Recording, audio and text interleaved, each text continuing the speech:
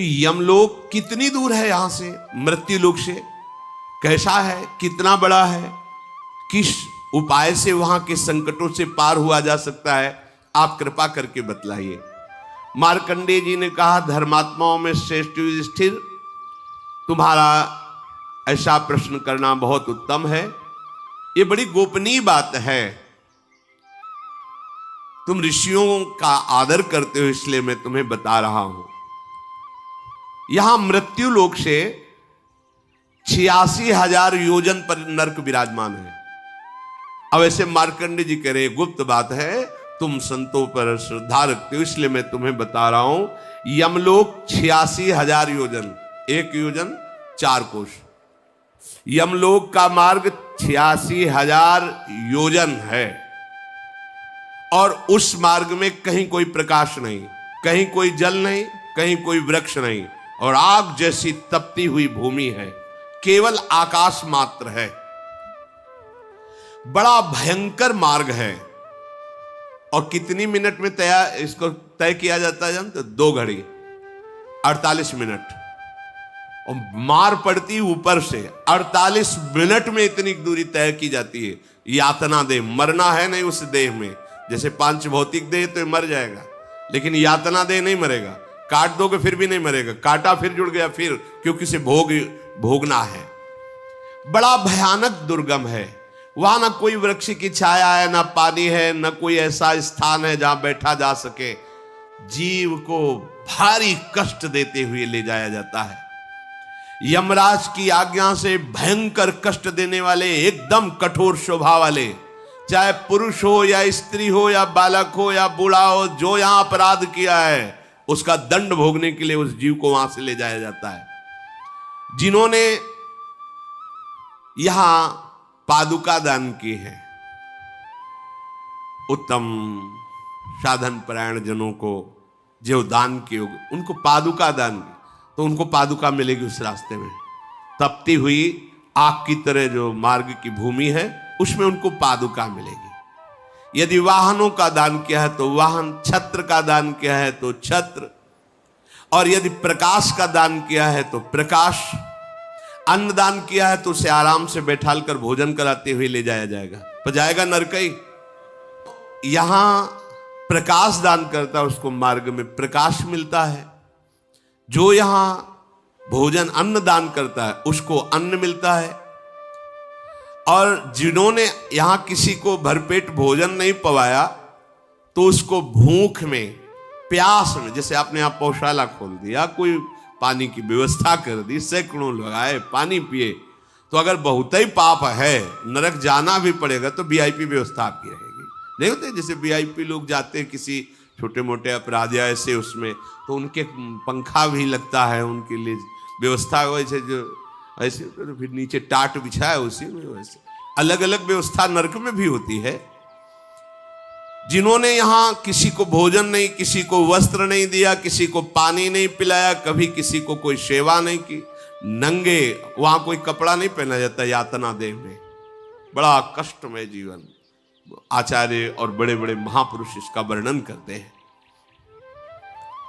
जो यहां जो कुछ दान करता है उसको उस मार्ग में मिलता है। दूसरों को सुख देने की भावना ही हृदय में रखी।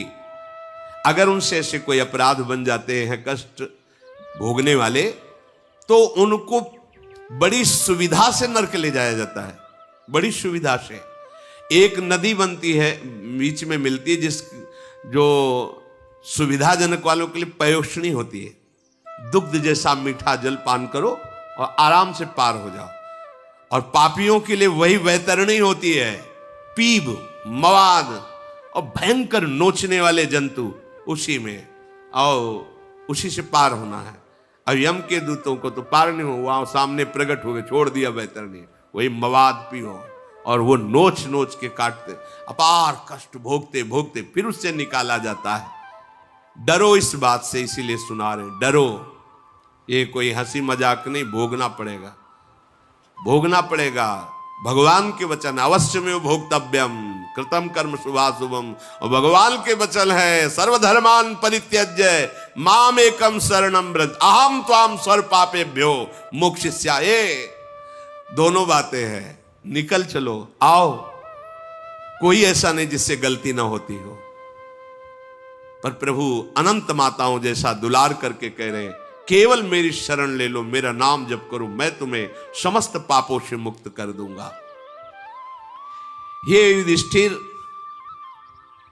प्यासे को जल पान कराना बड़ा अलौकिक माना जाता है, इसलिए अन्नदान, जलदान, वासदान, वस्त्रदान ये जो करते हैं तो उनके लिए वही वैतरणी पुष्पोदक बन जाती है, भारी सुगंध, जैसे केवड़ा आदि डालकर सुगंधित मीठा जल ऐसे, और खूब स्नान करते, शीतल, कोई जंतु काटने वाला नहीं, वही नदी और वही पापियों के लिए भयंकर नदी बन जाती है, अमृत के समान मीठे जल में वो पार कर। जैसे इस प्रकार विधि पूर्वक जो अपने जीवन को ठीक से चलाता है उसको नरक जाना ही नहीं पड़ता। कुछ भी हो गया हो, हमारी बात मान लेना। जब संत मंडली जहां अजामिल रहता था उस नगर में पहुंचे तो कुछ लोग बहुत मजाकिया होते हैं, गांव में होते हैं, मतलब उनका दिन भर का काम ही यही होता है, खा पी के चौराहे पे बैठे रहना, जो फंसे उसकी भी हंसी मजाक कर, कुछ काम तो है नहीं, तो उनका काम ही होता है। तो संत जन मिले, उनका कोई उत्तम ब्राह्मण मिलेगा इस गांव में जहां हम भिक्षा ले सकते हैं। ब्राह्मणों को इसलिए पूछते थे कि मदिरापान, मांस त्याग, सत्कर्म में लगना, ज्यादा ऐसा भाव पहले ऐसा था। तो उन्होंने कहा हमारे यहाँ बहुत बढ़िया उत्तम ब्राह्मण है अजामिल जी, गांव के बाहर रहते हैं, और वैश्यागमन, हिंसा करना, मांस खाना, मतलब एकदम निकृष्ट गति को प्राप्त थे। तो एक बगीचा था सामने, वहां रुक गए। थोड़ी देर में देखा तो एक हिरन को मारे हुए बूढ़ा अजामिल आ रहा था। सामने देखा, संत दरस जिम पातक, संत मेरा कैसे ऐसा भाग्य हो सकता है कि मेरे यहां संत पधारे।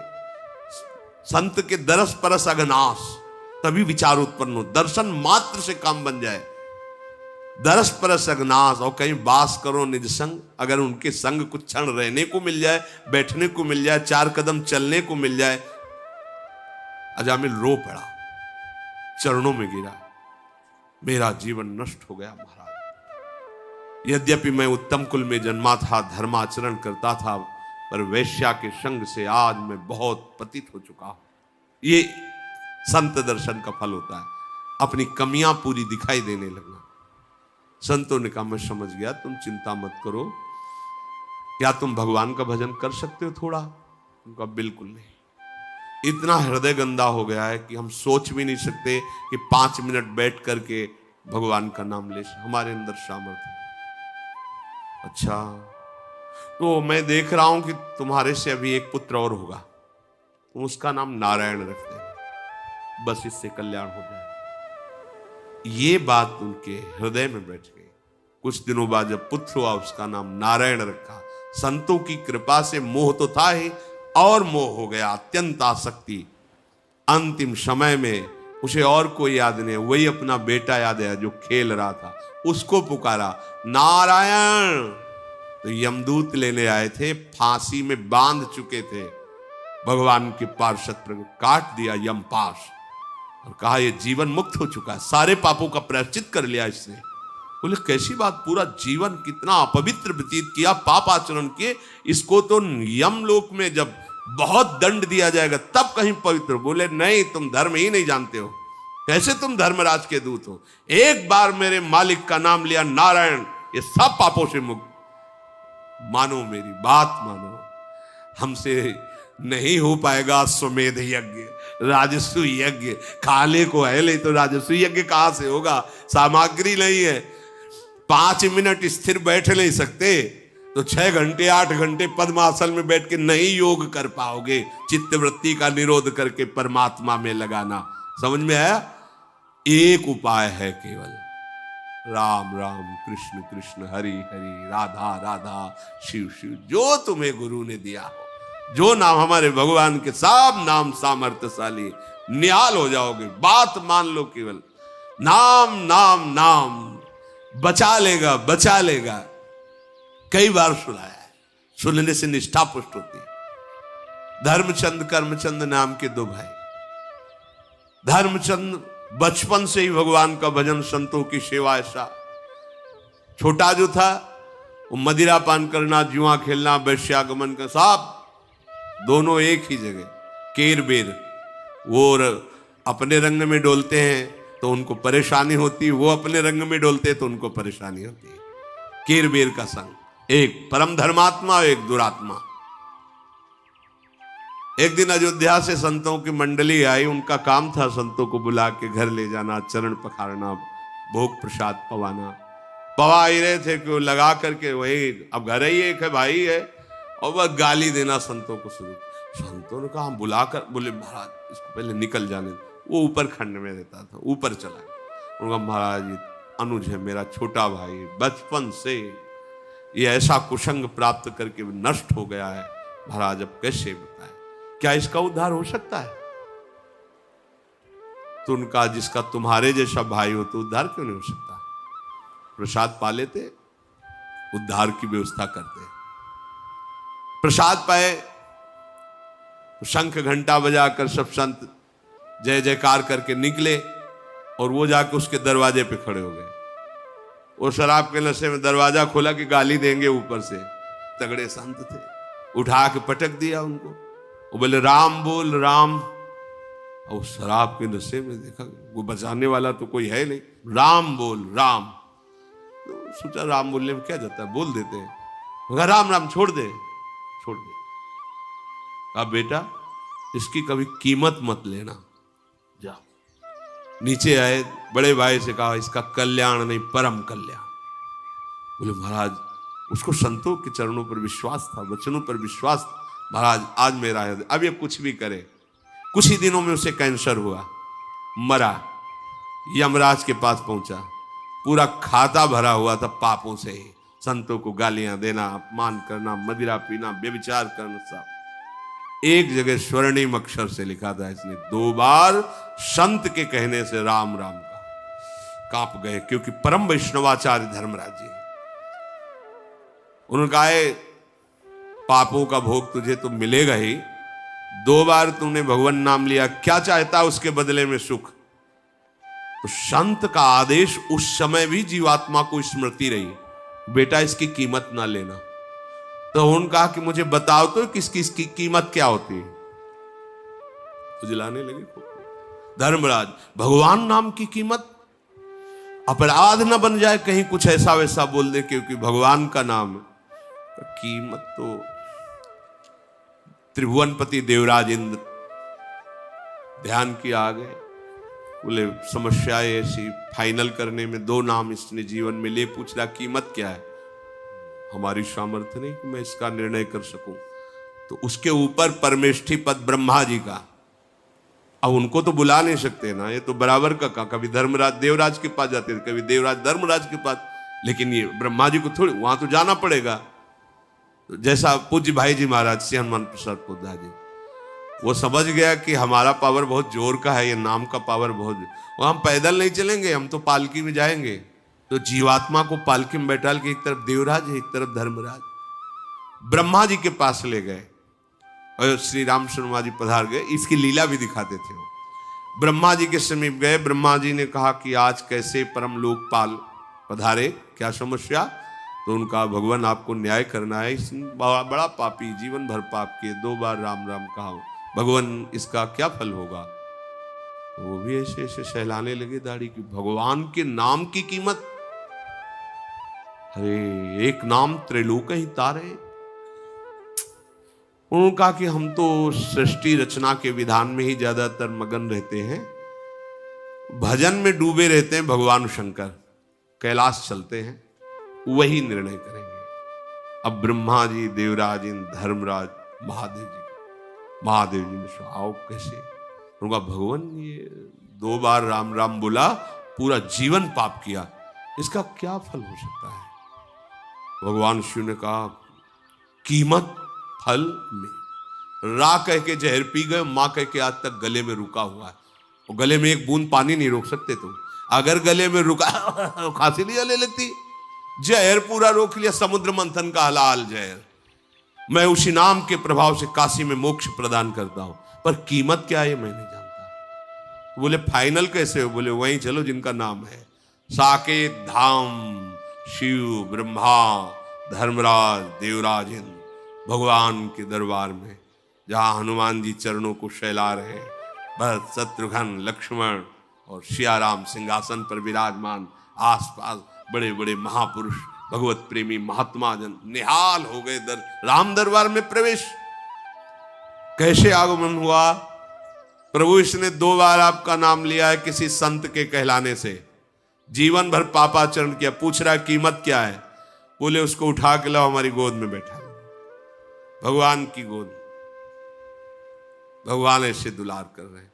कह रहे की कीमत तो मैं भी नहीं बता सकता, पर प्रभाव तुम देख लो कि कोई कितना भी बड़ा तपस्वी होता है, यह सौभाग्य नहीं प्राप्त करता। 2 बार नाम जप का मेरी गोद में, और तुम लोकपाल ईश्वर कोटि के हो, तुम्हारे द्वारा लाया गया, पर कीमत मैं भी नहीं बता सकता। कहूं कहां अलग नाम बड़ाई, राम न सकहि नाम। बिल्कुल सत्य, इसमें यह नहीं कि कोई अलंकारिक बात, सत्य। पाहन तर गए। हमारा हृदय कितना भी पापात्मा हो, यदि हम हरि हरि कृष्ण कृष्ण गोविंद गोविंद राधा राधा बोल, बिल्कुल संशय मत करो। तभी किसी ने कहा था एक बार राधा नाम के उच्चारण से कल्याण हो जाएगा। अरे जिनके नाम का यह प्रभाव, हरि रसना राधा राधा रट, यज्जापा सक्रदेव गोकुल पते राकर्ष का तत्क्षणा, एक नाम श्री कृष्ण को अधीन कर लेगा। ये राधा नाम है। राधा राधा राधा राधा। तुम्हारी सदगति में संशय है, छाती तान के चलो, पर अपराध मत करो। नाम के बल पर पापाचरण मत करो। नाम की महिमा को कुंठित करने की कोशिश मत करो। अब लो नशानी, अब ना, अब तक गलती हुई, अब नहीं करूंगा। और नाम जप करो, इस लोक में और परलोक में आनंद मगन रहोगे। सच्ची कहते हैं, ये हम आपके विश्वास के लिए कहते हैं। जब हम अपने बल से खाने की कोशिश करते थे तो कई कई दिन भूखे जीवन गया। नहीं मांगेंगे किसी से, आकाश वृत्ति से जो आएगा देखेंगे। आज हम कई 100 की संख्या में है, कहीं मांगने नहीं जाया जाता। जो हमारी मधुकरी वृत्ति है, गांव में जाके कुछ रोटी मांग लेते, किसी से कहने की जरूरत नहीं। सबका खान पान व्यवस्था वो कैसे चला रहे हैं, भुगते और दे ही न जाचही, पोषण भरन न चिंत कराएं, श्री हरिवंश विभव विलसाएं, वृंदावन की मान। मान लीजिए आप, ये कोई चमत्कार नहीं, ये भरोसा है। तुम्हारे पास ऐसा धन है, राधा नाम, चाहे जितना खर्चा करो कमी होने वाला नहीं। पहले तुम्हारे पाप नष्ट हो जाने दो, चुप रहो, धैर्य पूर्वक जपो। भ्रमित मत हो कि अभी 2 महीना से जपा है, हमारे सामने कोई परिणाम नहीं आया। कोई परिणाम नहीं आया, लेकिन ऐसा परिणाम आएगा, अगर बंद भी कर दो तो अब तुम्हारी दुर्गति नहीं होगी। शब्द याद रख लो। अरे 1000-2000 बार जप लिए ना, हम 2 बार की पूरी कसौटी की बात कह रहे हैं। भाई जी महाराज संपादक और प्रधान श्री जयदयाल गोविंदका जी, और वो एक ऐसा सब प्रश्न भगवान की ही महिमा का, लेकिन प्रेस के छापे में भी कभी कभी चूक हो जाती है। लेकिन भाई जी के संपादन कार्य में एक भी शब्द, कहीं भी चूक नहीं, कोई भी चूक नहीं। बहुत सी वाणियों का स्वाध्याय बचपन से हुआ है, यही नशा ही था इस मार्ग में। तो ऐसा नहीं कि भाई जी कोई गप में लिख दिए ये बात नाम महिमा प्रकाशित करने के लिए, ऐसा नहीं, सत्य विषय है। और उसी बल से हम कहते रहते हैं, तुम कितने हो गए भगवत प्राप्ति के लिए, कितने हो गए तुम, क्या चिंता करते हो तुम। पर हमें तब परेशानी होती है जब इस ठेके के बाद भी आप अधर्माचरण के लिए उत्साहित होते हो, तब लगता है कि नहीं, एक सिद्धांत है, आज तक जो किया अब नहीं करेंगे तो पीछे का भस्म हो जाएगा। लेकिन आज फिर शुरू कर दिए नए कि नाम तो जपना ही है, तो कनेक्शन फिर पीछे का जुड़ जाएगा। तुम्हें पता नहीं, इसलिए हाय हाय मत जाता, तुम समझ नहीं रहे। अनंत जन्मों का हिसाब भस्म करने के लिए मार्ग, और तुम फिर मनमानी शुरू कर दिए, वो पीछे का जुड़ जाएगा, तुम हिसाब कभी नहीं भोग पाओगे। अगर हम ये सोचे कि हम अपने कर्मों को भोग लेंगे, तो सच्ची कहते हैं करोड़ों बार जन्म लेकर भोगे तो भी नहीं भोग पाएंगे, इतना स्टॉक जमा है।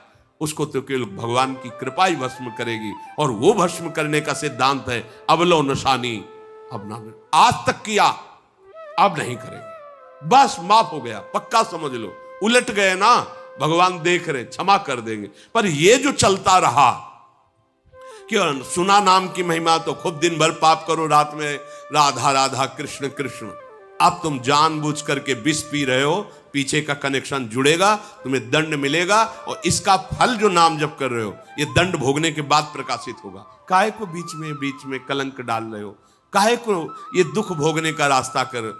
जान रहे हो कि अभी तक सुख नहीं मिला, इसलिए अब होश में हो जाओ। नाम परम मंगल करने, इसमें दो बातें आंतरिक हैं। एक तो ये उत्साह पूर्वक पाप करना, और एक है कि जैसे ढलान में गाड़ी है, रफ्तार से आई, अब ब्रेक मार रहे हैं फिर भी हाथ दो हाथ चली गई, वो ठीक निर्णय उसमें होता है कि आप आज से कह दिया अब लो नशानी अब ना नशेयो, पर पूर्वाभ्यास बहुत जोर का है, तो कुछ दिनों तक आपसे स्वाभाविक गलतियां बरबस आपको जलाती रहेंगी, होती रहेंगी। उसका निर्णय ठीक होगा, उसमें ये नहीं होगा कि पीछे का जुड़ जाएगा, पर उत्साह पूर्वक नाम के बल से फिर वो नामापराध है और फिर वो आपको बहुत कष्ट देगा। इसलिए सावधान पूर्वक जीवन बिताइए, और हर सुख प्राप्ति का एकमात्र उपाय राधा राधा राधा। श्री राधा वल्लभ लाल की।